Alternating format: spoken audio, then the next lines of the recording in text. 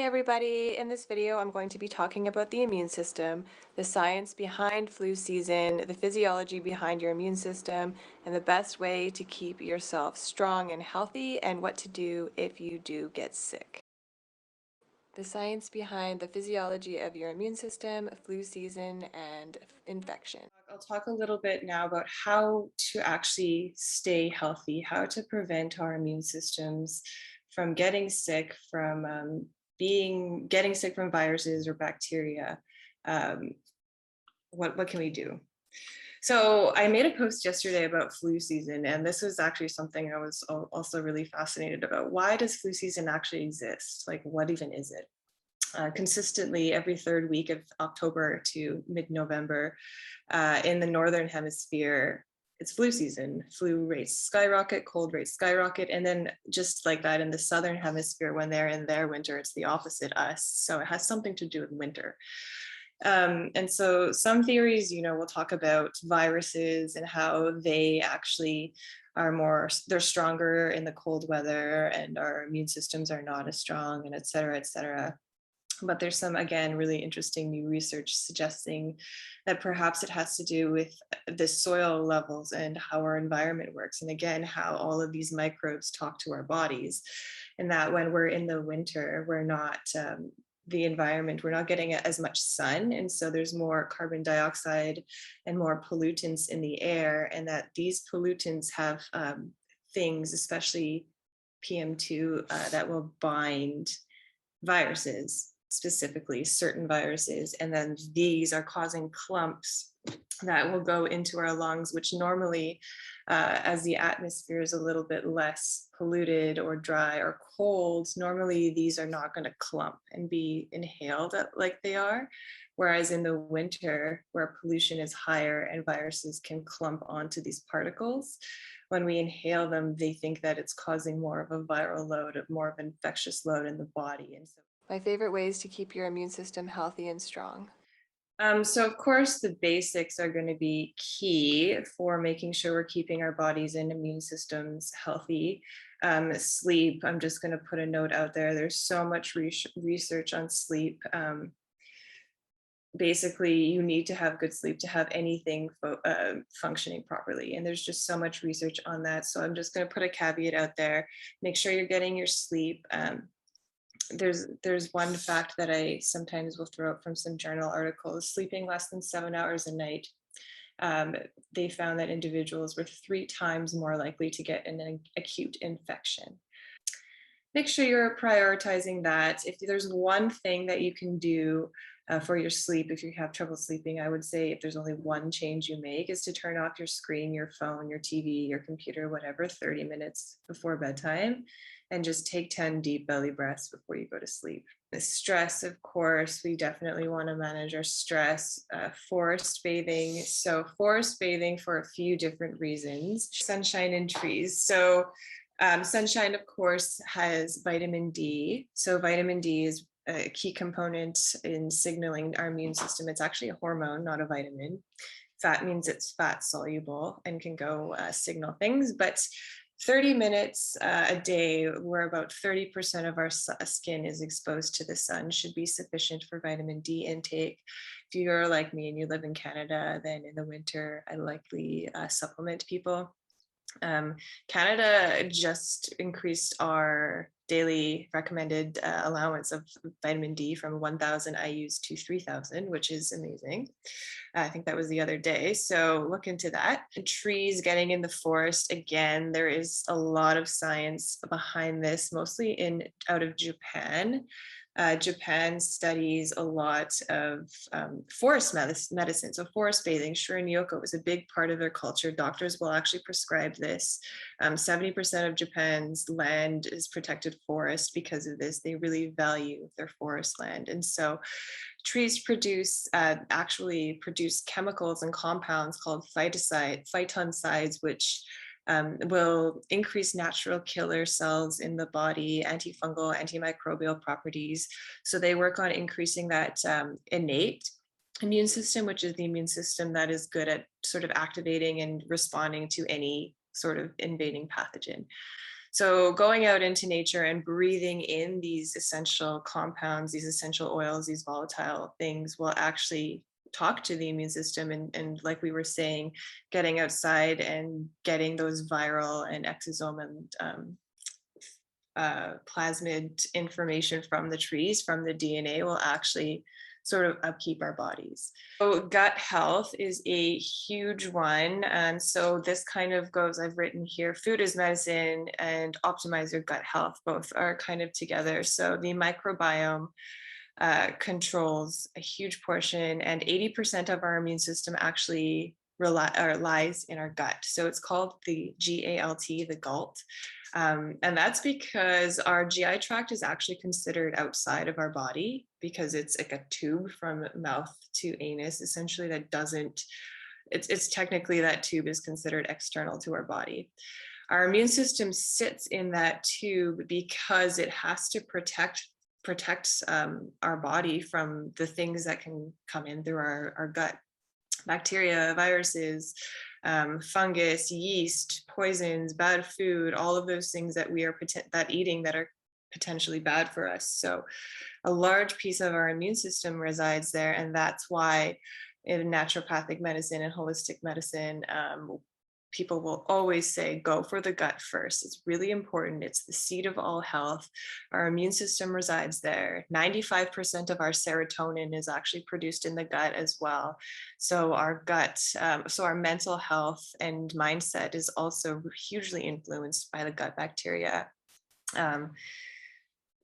So yeah, and so we definitely want to make sure our gut is healing and healthy and clean. And so that might look like identifying your food triggers if we've had them. It might look at like just cleaning up your diet. It might look like doing a cleanse, like whatever it might need to be.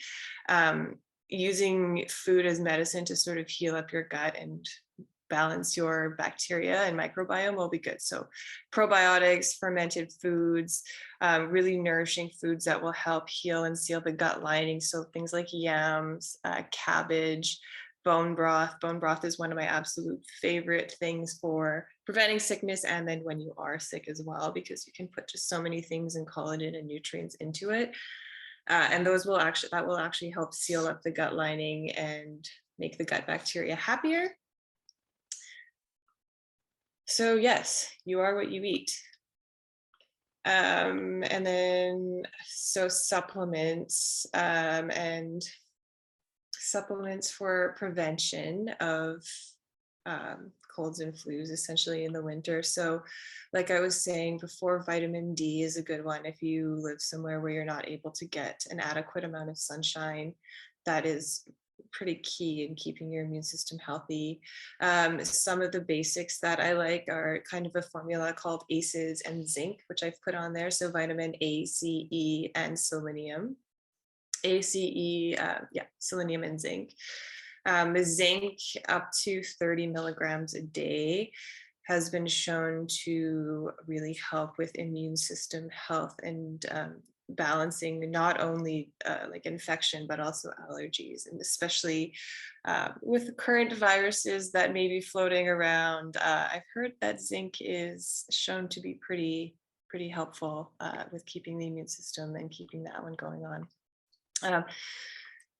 Actually, and so on that note, zinc is actually, it'll help with antiviral and bacterial. It's very antimicrobial and immune system supportive. But sometimes if you pair it with quercetin, it will become, quercetin is what's called a zinc ionophore, which means it binds to the zinc and will actually bring it into the cell. So if you have zinc and quercetin together, this combination has been shown to be even more effective in helping if you do get an infection. And so the sources of quercetin are apples and onions. Those are really good sources. So, and I often find those, I tell people to eat them better. I like them better than a supplement, because quercetin supplements can be hard to absorb sometimes, and to get the right absorbability, right quality, it can be expensive.